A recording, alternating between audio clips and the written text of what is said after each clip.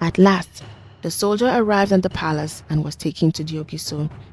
There he recounted how he lost the others to the Mamiwata. He also told them the Mamiwata's parting words. The Ogiso began to suspect that the death of his warriors might be a ploy by his rival, Queen Amina. His ailment had weakened his trust, and he couldn't help but wonder if Zainab and her so-called herbs were part of a deception to prolong his suffering. He called for Zainab and watched as she prepared the cure. In no time it was ready, and he drank from it, but nothing changed. If anything, his ailments grew worse. Filled by suspicion and quick to anger, the Ogiso turned to Zainab. "You dare deceive me? You have led us on a wild goose chase, and this herb has brought no cure." Before Zainab could explain, the Ogiso's men seized her, and as they dragged her, she cried out, "Your Highness, please listen to me. Remember what the Mamiwata said. Her words means that you alone and no one else must retrieve the flower." In the depth of her despair, she could only hope that the Ogiso's heart would soften and that he would see the truth behind her intentions.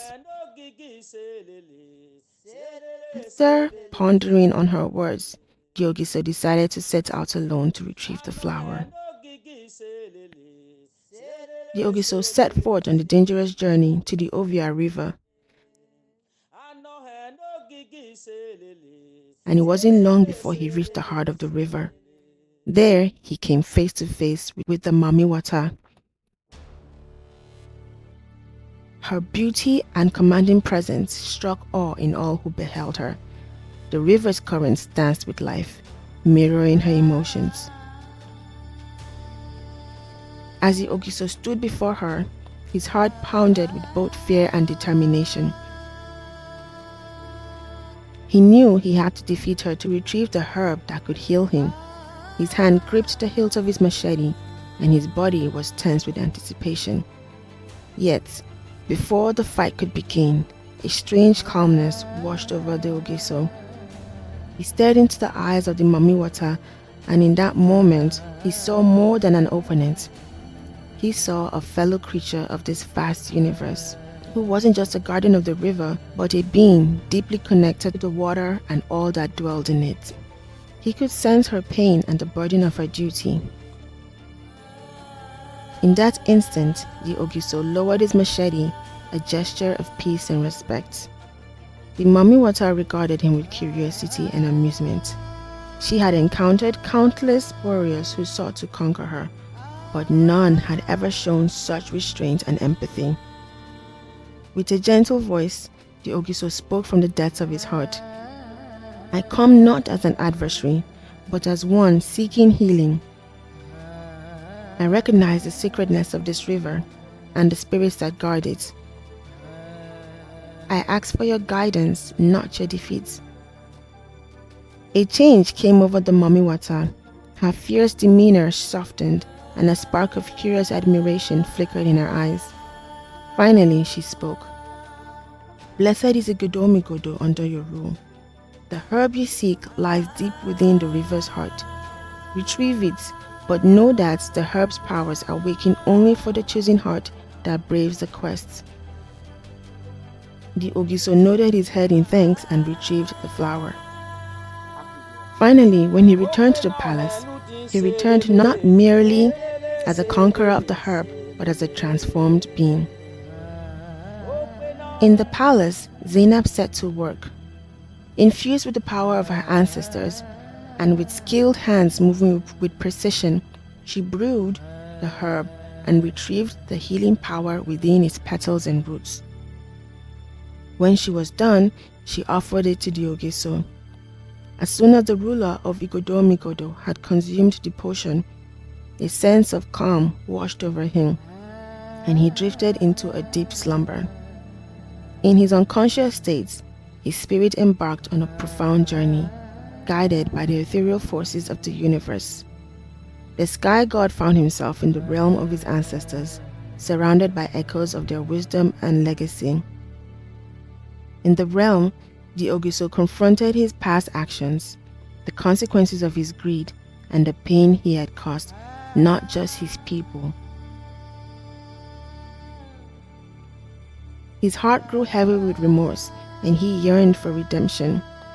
As he confronted the darkness within himself, he learned that true rulership does not lie in godlike powers, but in acknowledging and learning from one's mistakes.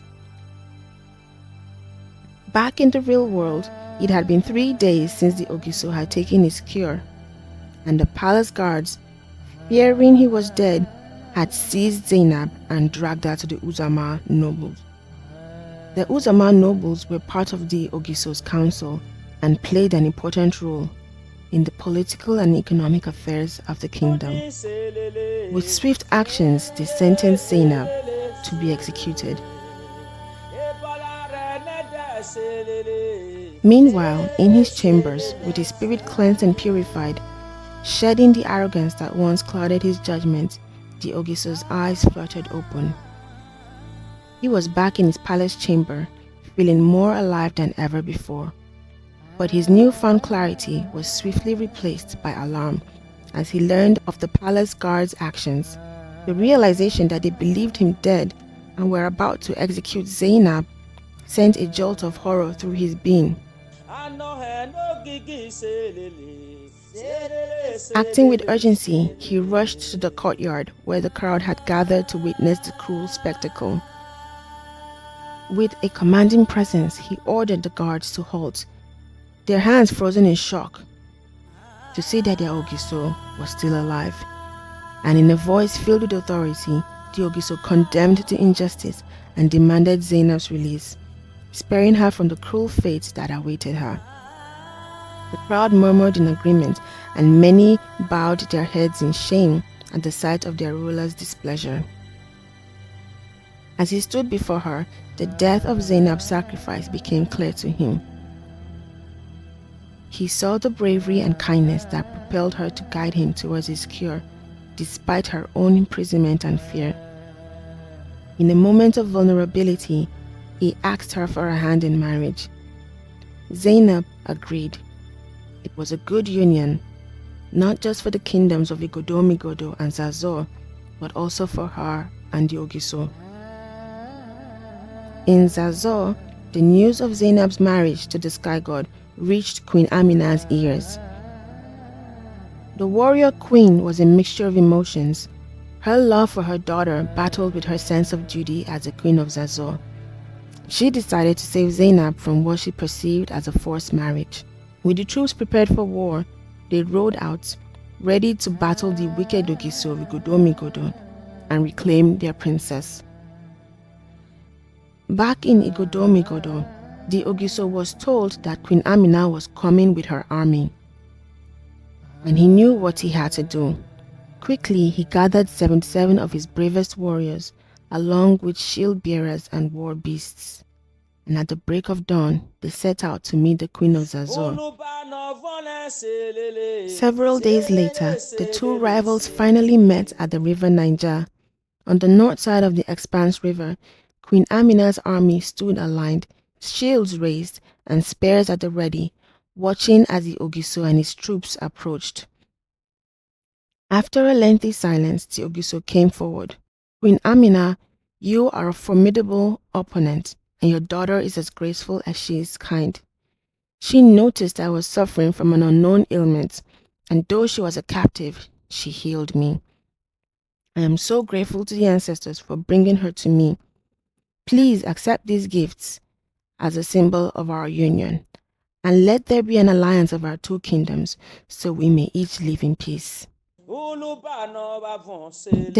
the Ogiso presented the Queen of Zazo with gifts of 77 of his best warriors, shield bearers, and war beasts. Queen Amina's heart softened. She accepted the gifts, and together, the two monarchs journeyed back to Igodomigodo to celebrate the newfound alliance of two mighty kingdoms. The end. Selele, selele, selele.